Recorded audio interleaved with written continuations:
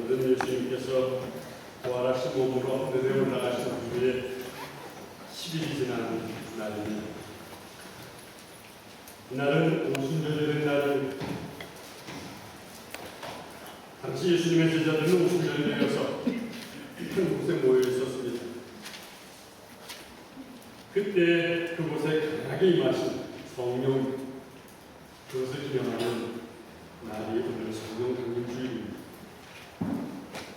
예수님께서는 제자들과 함께 계실 때 이 성령에 대해서 설명하셨습니다.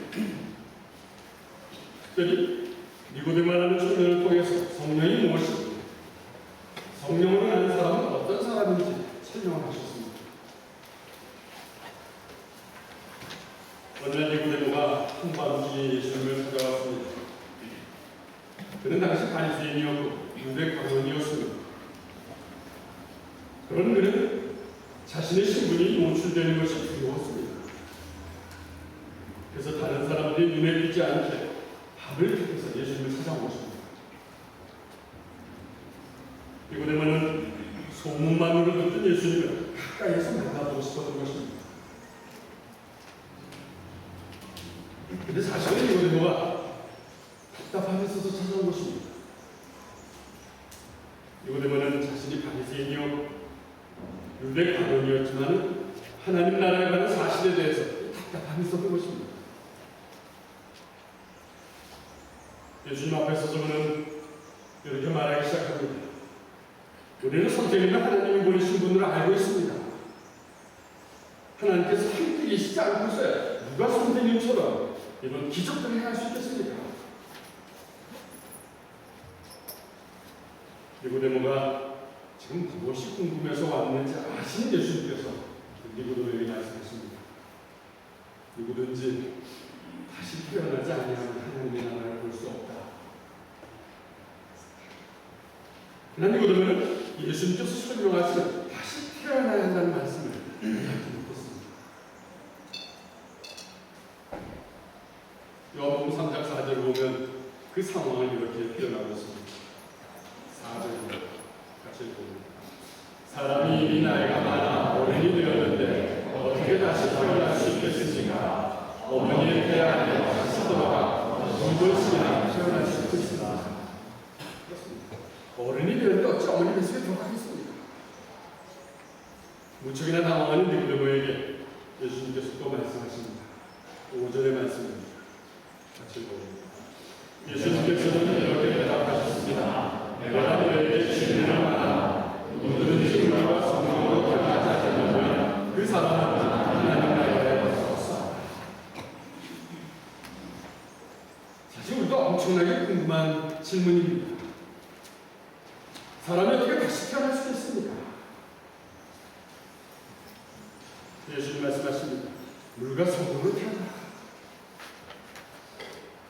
예수님의 말씀은 우리 안에 영적인 성장 단계가 있다는 것을 의미하는 것입니다. 물로 세례를 받는 사람은 어떻습니까? 물로 세례를 받으면 그리스도인이 됩니다. 그리스도인으로서 하나님의 나라의 비밀을 알기 시작합니다. 또 그리스도인이 된다는 것은 예수님께서 보여주신 십자가의 죽음, 부활, 그 영원한 생명이 무엇인지 깨달아지기 시작한다는 것입니다. 그럼 한 단계 더 나아가서 성령 세례를 받는 건 어떻습니까? 성령 세례를 받으면 하나님의 나라가 더 깊은 비밀을 깨달아지기 시작하는 것입니다. 그래서 하늘의 비밀들이 내 삶에 힘이 되는 것입니다. 그 깨달아진 비밀이 내 삶의 능력이 되는 것입니다. 그럼 성령을 받는다, 성령 세례를 받는다, 성령의 사람이 된다 라는 것은 무엇을 의미하는 것입니까? 여러분은 성령을 어떻게 알고 계십니까? 성령 하는 사람은 우선 우리의 신앙의 외적인 모습들을 떠올리게 될 것입니다. 초대교회에 나타난 성령의 외적인 모습들은 이런 것들이었습니다. 병 고치는 능력이었습니다. 영을 분별하는 그런 능력이었습니다. 남들은 알지 못하는 예언하는 그런 능력을 가진 사람들이었습니다. 이런 사람들은 성령 같은 사람입니다 라고 생각하고 있었던 것입니다. 그런데 이런 생각을 가지고 있는 사람들은 어떻습니까? 신앙생활하면서 내가 병을 짓는 능력이 없고 영을 분별하는 능력이 없고 또 방언을 받지 못한 것에 대해서 부족하다고 생각하는 것입니다. 특별히 방언을 못해서 기도를 깊이 있게 하지 못하는 것처럼 생각합니다. 그래서 늘 영적인 공허함에 빠지게 되는 것입니다. 열심히 신앙생활을 하고 있지만 행복하지 않습니다. 신앙생활이 깊지가 않습니다. 신앙생활을 열심히 하지만 평화가 없습니다. 그러나 우리 그리스도인의 삶이라는 것은 어떤 것입니까? 예수님 안에서 행복을 추구하는 것입니다. 자유함을 누리는 것입니다. 그래서 오늘 예수님께서는 성령으로 난 사람에 대해서 이렇게 말씀하십니다. 8절입니다. 8절로 바람은 제 마음대로 부는 겁니다. 너는 바람 부는 소리를 듣지만 그 바람이 들어와서 결과가 되지는 않겠지만 성령으로 다시 태어나는 모든 사람으로 여기서 참 흥미로운 사실을 우리는 보게 됩니다. 예수님께서는 바람과 성령을 같은 것으로 설명하고 계십니다. 바람이 어디서부터 와서 어디로 가는지 모르는 것처럼 성령으로 다시 태어난 사람도 그렇다는 것입니다. 무슨 하는 것입니까? 성령으로 난 사람은 무엇에 묶여있지 않은 사람이라는 것입니다. 그렇다고 성령으로 난 사람이 자기가 하고 싶은 대로 다 하고 사는 사람도 아니라는 것입니다. 자기가 하고 싶은 대로가 아니라 성령을 따라가는 것입니다. 성령을 따라가면서 행복을 느끼고 성령을 따라가면서 진정한 자유를 누리면서 사는 사람이라는 것입니다. 근데 여러분들 오해하지 마시기 바랍니다. 많은 사람들은 자유라는 것을 제 멋대로 하고 싶은 것을 마음대로 하면서 사는 것으로 생각합니다. 그런데 질문이 생깁니다. 사람들은 왜 제 멋대로 하고 싶은 것을 마음대로 하는 것입니까? 불안해서 그럴 것입니다.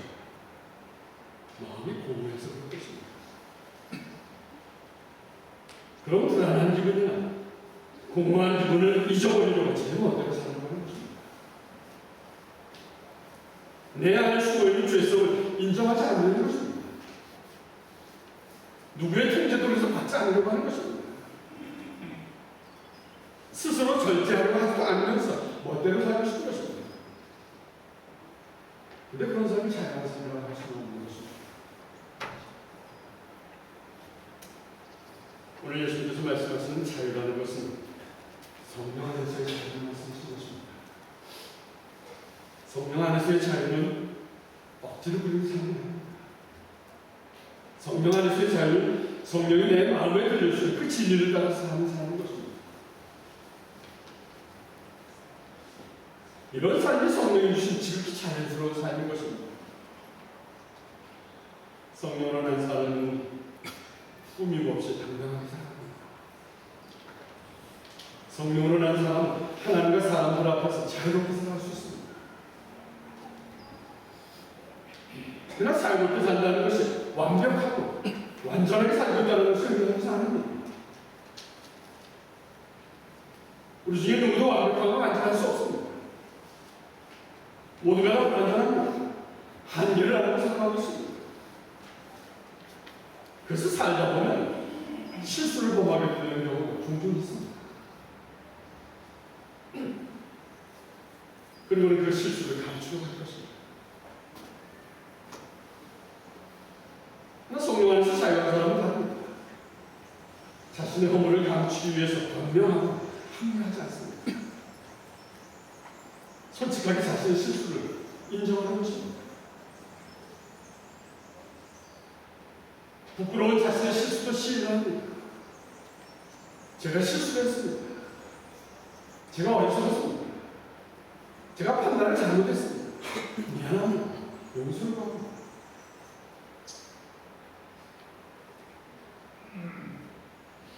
우리는 하나님의 마음에 합한 다윗의 모습을 잘 알고 있습니다. 다윗은 자신의 신하인 이 우리아의 아내 바세바를 보냈습니다. 그리고는 우리아를 전쟁으로 내보냅니다. 그래서 그 전쟁터에서 우리아를 죽게 하는 잘못을 저지릅니다. 이 소식을 들은 선지자 나단이 다윗을 찾아옵니다. 다윗을 찾아와서 비유로 다윗의 범죄를 꾸짖습니다. 그래서 다윗은 그 자리에서 자기의 잘못을 뉘우칩니다. 탄식하면서 용서를 구합니다. 내가 하나님께 죄를 저질렀습니다.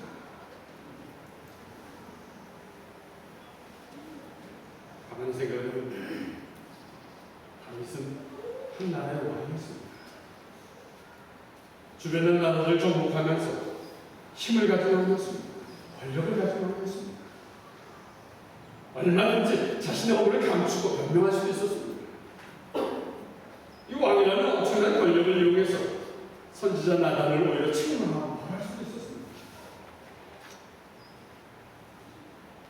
그러나 다윗은 자신이 왕이라는 사실에 대해서 자유했습니다. 다윗은 왕의 체면이나 왕의 권위가 얼마나 있지 않았습니다. 다윗은 왕의 권위보다는 하나님 앞에서 정직하고 하나님 앞에서 진솔한 것이 더 중요하다고 생각했습니다. 그래서 기꺼이 자신의 허물을 인정하고 참여하는 것입니다. 그래서 다윗은 늘 하나님께 이렇게 기도를 합니다. 시편 51편 10절입니다. 같이 읽어봅니다. 오 하나님, 내 속에 깨끗한 마음을 만들어주시고 내 안에 올바른 마음을 새롭게 해주소서.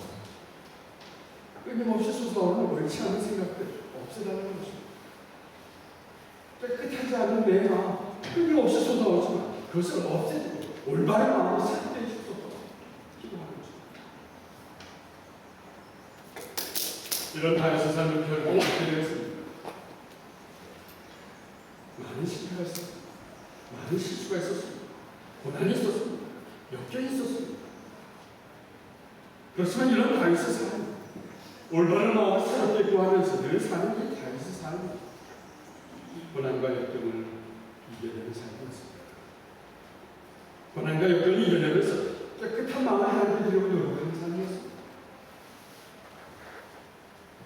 그런 다윗이었기에 우리는 다윗을 가르쳐서 하나님의 마음에 합한 사람을 높이고 있는 것입니다. 그렇습니다. 성령 안에서 자유한 사람은 어떤 자리에서든지 정직한 소리를 내는 사람입니다. 성령 안에서 자유한 사람은 어떤 상황에서 예와 안위가 풍부한 사람입니다. 성령 안에서 자유한 사람은 상황에 따라서 생각을 쉽게 바꾸거나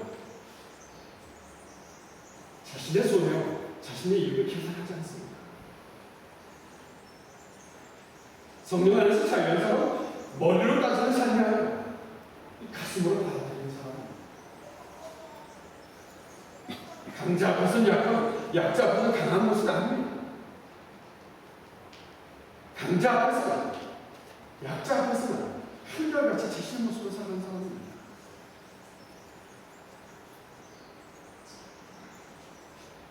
그러나 세상의 사람들 그렇게 사는 사람을 뭐라고 합니까?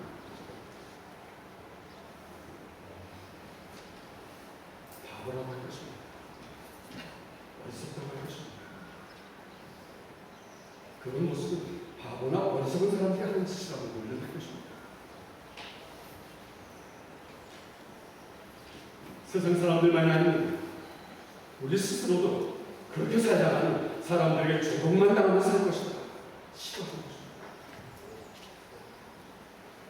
사람들이 나를 약고지나니까 하면 두려움도 갖게 되는 것입니다. 조심하십시오. 근데 솔직히 우리의 마음이 답답하고 우리의 마음이 무거울 때는 언제입니까? 우리 자신이 초라하게 보일 때는 언제입니까? 아마도 내 자신이 진실하게 살지 못했을 뿐일 것입니다. 내 자신, 내 속마음과 다르게 말하고 속마음과는 다르게 행동하게 될 것입니다. 그럴 때 우리는 답답하고 그럴 때 우리는 무거운 느끼게 될 것입니다. 마음속에서는 분명히 옳고 틀린 것이 무엇인지 어떤 것인지 잘 압니다. 그러면서 예라고 할 때 이해하지 못한 것입니다. 아니라고 할 때 아니라고 말하지 못한 것입니다. 그럴 때 우리는 마음이 답답하게 느끼는 것입니다. 마음이 갈급해지고 우리 자신이 초라하게 느껴지는 것입니다. 그러나 성령을 따라서 사는 사람은 다릅니다. 왜 다릅니까? 요한복음 16장에서 예수님께서 성령의 역할이 그렇기 때문이라고 설명하셨기 때문입니다. 예수님이 말씀하신 성령은 어떤 것입니까? 성령은 헬라어로 파라클레토스입니다. 이 단어는 파라라는 단어와 클레토스라는 단어가 합쳐진 단어입니다. 이 파라라는 단어는 우리의 곁에 있다는 의미, 클레토스는 부른다라는 뜻입니다. 그러니까 이 단어를 합치면 파라클레토스는 우리의 곁으로 부름을 받아서 우리를 돕는 분이십니다. 그래서 하나님과 우리 사이의 중보자가 되시고 그리고 우리를 보호하시는 보호자이십니다.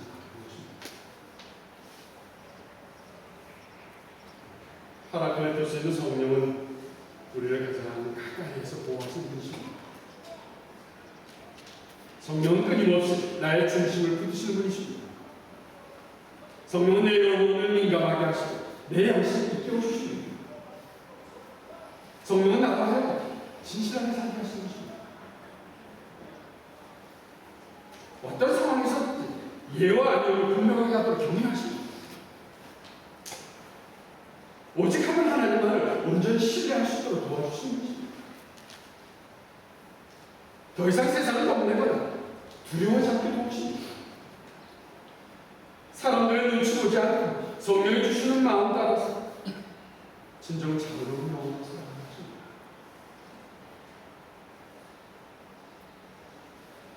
그럼 성령을 따라서 사는 사람이 해야 할 일은 어떤 것입니까? 성령을 따라 사는 사람을 해야 할 일은 무엇보다도 성령이 우리를 만지시면 민감하게 반응해야 할 것입니다.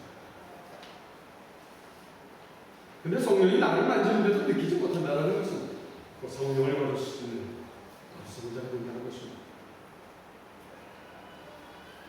성령이 내게 말씀하시는 것은 무시하면서 나를 거짓으로 포장하고 위선으로 포장된 나를 살아가는 일을 우리는 없어야 하는 것입니다. 우리의 영의 눈을 돌려서 우리 안으로 더 깊숙이 들어가야 하는 것입니다. 내 안에 계신 성령을 보면서 우리의 눈을 뜰 수 있어야 하는 것입니다. 내 안에서 나와 동행하신 성령님을 느끼고 만나야 하는 것입니다. 내 안에서 내 모습을 다시 발견해야 하는 것입니다. 내 속에서 일어나는 온갖 성냄과 짜증은 무엇인지 알아야 하는 것입니다. 왜 나를 하기 싫은 것을 하고 있는지 알아야 하는 것입니다. 또 왜 나는 좋아도 싫은 척하면서 하고 있는지 알아야 하는 것입니다. 왜 나는 늘 못마땅해서 눈을 내리깔고 있는지 알아야 하는 것입니다.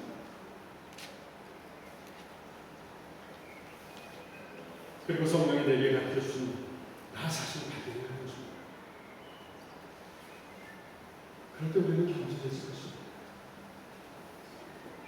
나 자신을 발견할 때 우리 하나님을 사랑하게 될 것입니다. 그리고 우리 이웃을 사랑하면서 살아가게 될 것입니다. 그래서 예수님께서 오늘 우리에게 강조하십니다. 바람이 어디서 들어와서 어디로 가는지 알지 못하는 것입니다. 그러나 바람이 부는 대로 움직이고 바람이 이끄는 대로 따라가는 것이다. 성령으로 다시 태어나는 모든 사람은 이와 같은 것입니다. 성령이 이끄는 대로 따라가는 것입니다. 사랑하는 여러분, 오늘 우리에게 주신 메시지는 무엇입니까? 오늘 본문에 등장하는 니고데모는 하나님을 무척이나 사랑한다는 말씀이었습니다. 더구나 니고데모는 유대 공예의 의원 중에 한 사람이었습니다. 배운 사람이었습니다. 가르치는 사람이었습니다. 출세한 사람이었습니다. 신앙이 좋은 사람으로 모든 사람들이 칭송하는 사람이었습니다. 근데 이렇게 대단한 니고데모가 예수님께서 말씀하시는 다시 태어나야 한다는 이 진리를 예수님께서 말씀하신 이 진리는 당시 많은 사람들이 말하고 있는 것이었습니다. 많은 사람들이 보는 것이었습니다. 예수님께서 그것을 증언하시는데도 니고데모는 이해하지 못한다는 것입니다. 아니면 받아들이지 않으려고 했을지 모르겠습니다. 이 니고데모의 모습이 오늘 나의 모습은 아니죠. 뒤돌아보는 것입니다. 이런 모습을 향해서 예수님께서 뭐라고 말씀하십니까? 오늘 본문 10절과 11절입니다. 같이 천천히 읽어봅니다. 너는 이스라엘의 선생님들도 이 일들을 이해하지 못한다. 내가 너에게 진리를 말한다. 우리는 우리가 아는 것을 말하고 우리가 본 것을 증언한다. 그러나 너희는 우리가 증언하지 것을 생각하고 있다. 오늘 여러분들이 성령으로 다시 태어난 사람들이 되어야겠습니다. 예수님께서 말씀하신 이 진리를 받아들여야 하는 것입니다. 많은 사람들이 듣고 많은 사람들이 보는 사실을 받아들여야 하는 것입니다. 받아들여야 성령으로 다시 태어나는 것입니다. 그럼 성령으로 다시 태어난 사람은 어떤 사람입니까? 다른 것이 아닙니다. 삶의 중심에 하나님을 두고 사는 사람입니다. 하나님의 말씀, 삶의 기준으로 살고 사는 사람입니다. 그래서 하나님의 뜻을 구하면서 마음을 다해서 주의 일에 힘쓰는 사람입니다.